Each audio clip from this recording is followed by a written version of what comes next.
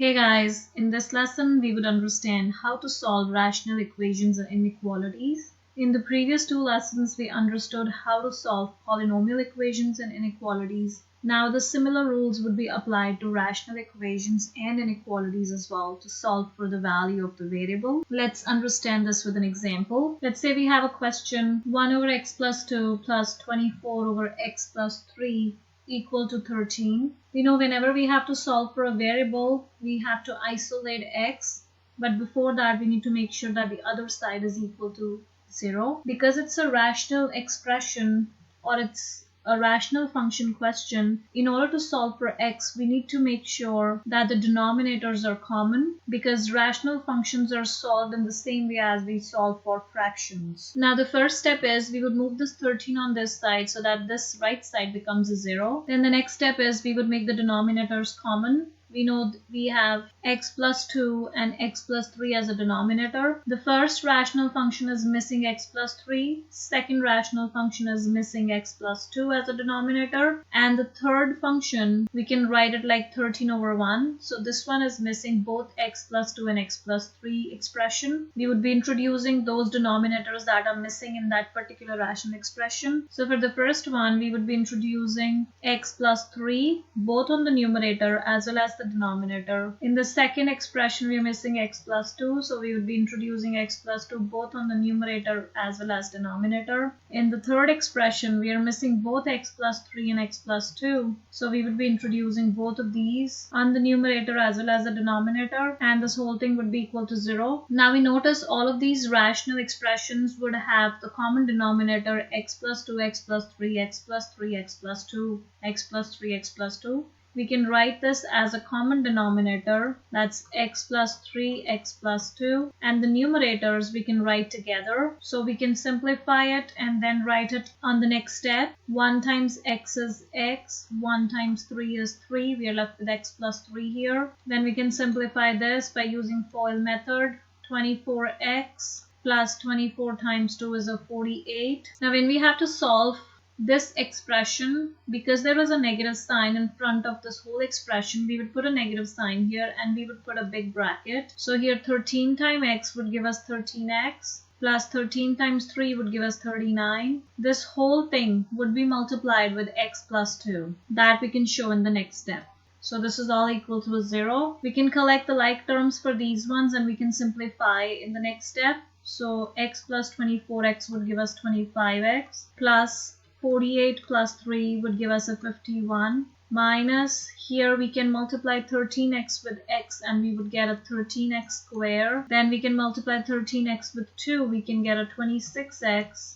We can multiply 39 with an x to get a 39x. And we can multiply 39 with a 2 to get a 78. Denominator is still x plus 3, x plus 2, and this whole thing is equal to 0. Next step is we can open this bracket because there is a negative sign in front of the bracket and collect all the like terms together. So we have 25x plus 51 minus 13x squared minus 26x minus 39x minus 78 all together as a numerator, and the denominator we would have is x plus 3, x plus 2 equal to 0. Now whenever the denominator goes on the other side of equal to sign, it gets multiplied with the number that is on the other side, and here we have a 0. So denominator multiplied by 0 is going to give us a 0. So technically this denominator will get cancelled out, and we would be left with 25x plus 51 minus 13x squared minus 26x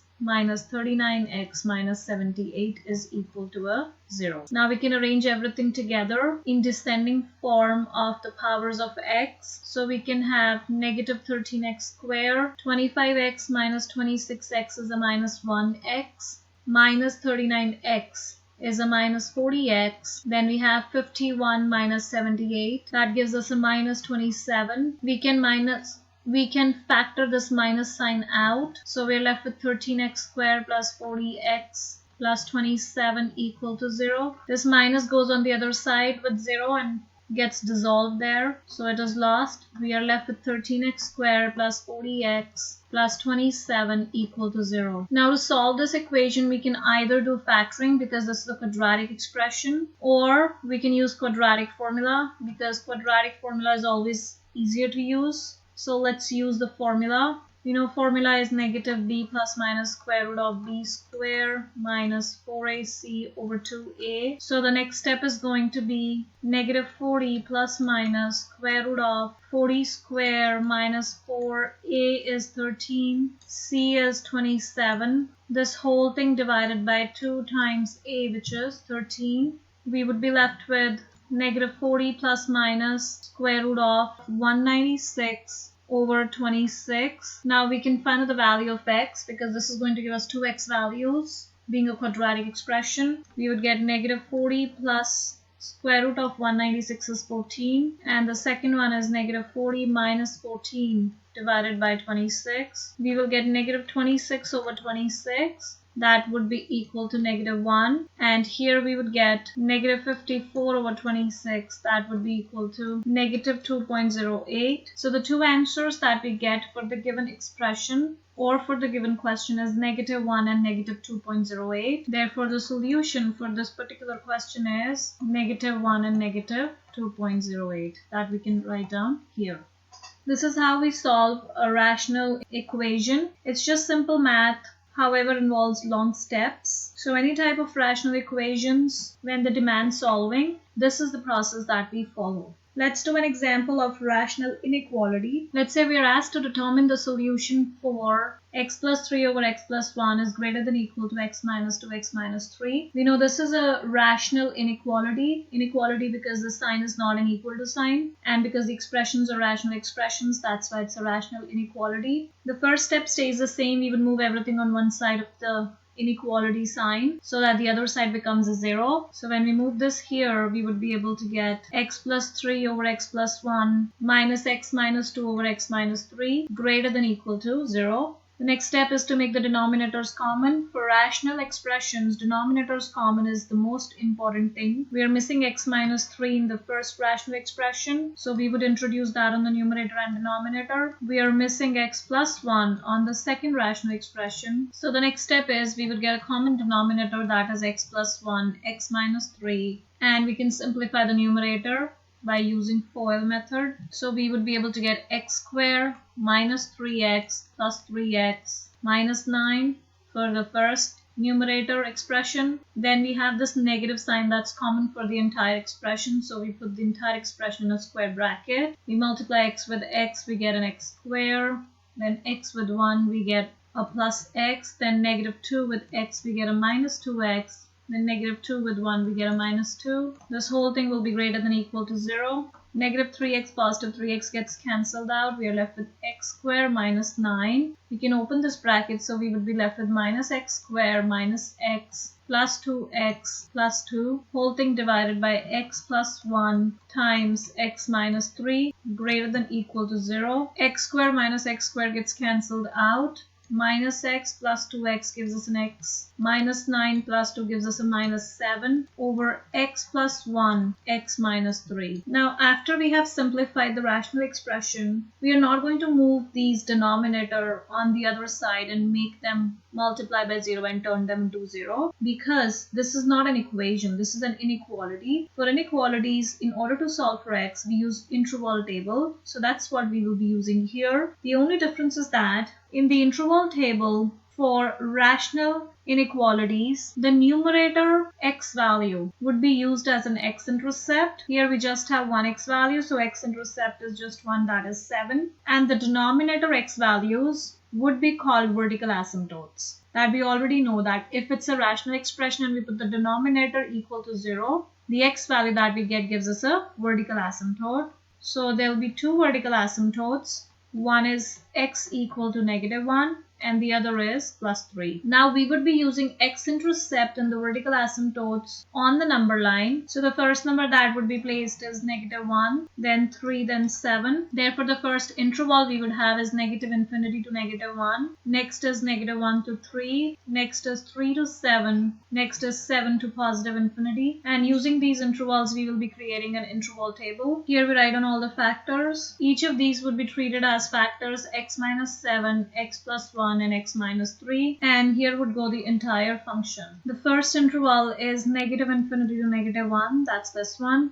Next is -1 to 3. Next is 3 to 7. Next is 7 to positive infinity. Now the process remains the same. We pick any number from -infinity to -1 and sub in into each of the factors to get the sign of the result. If we put a -10, we get a negative sign. -10 here, we get a negative sign. -10 here, we get a negative sign. However, we are not multiplying. How this fx is formed is we have this fx as x minus 7 divided by x plus 1 times x minus 3. So this fx can be written as x minus 7 over x minus 3 times x plus 1. So would be the sign. So x minus 7 goes up. X minus 3 is negative times negative. So negative times negative is positive. Negative divided by positive sign is a negative answer. Similarly, we take any number from -1 to 3. Let's say we pick up a 0. We get a negative sign answer, and a positive sign answer. This one would go like negative over negative times positive. So negative over negative is a positive answer. We pick any number from 3 to 7. Let's say we pick a 5 and put it here. We get a negative sign. 5 minus 3 is a positive answer. 5 plus 1 is a positive answer.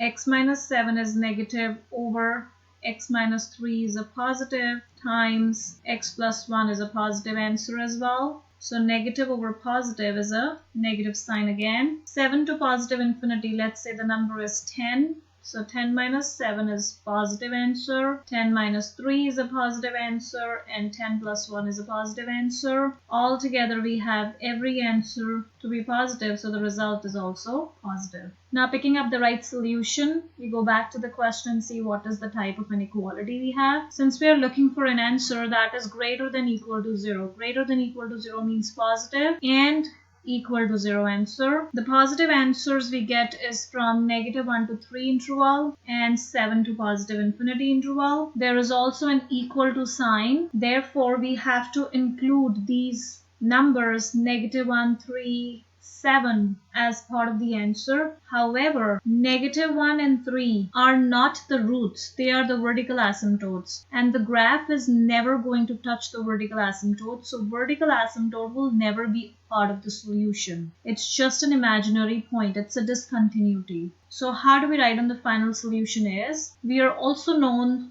that x-intercept value is 7 or root is 7. So if there is an equal to sign, 7 will be part of the answer. Since we have the equal to sign, so the answer that we would include in the solution would be -1 to 3 with simple brackets and 7 to positive infinity with a square bracket around 7, because 7 is the root value, so the graph is going to cross through this point. However, -1 and 3 are the vertical asymptotes, so the graph will not cross through -1 and 3. So the solution would come from -1 to 3 excluding -1 and 3, and from 7 to positive infinity including 7. We can also show the solution on the number line. -1 to 3 is part of the solution with a hollow circle on -1 and 3, and 7 to positive infinity is part of the solution with a solid circle at 7. So this is how we represent the solution on the number line as well. And this is how we solve any rational equation or inequalities for any type of question that come across us.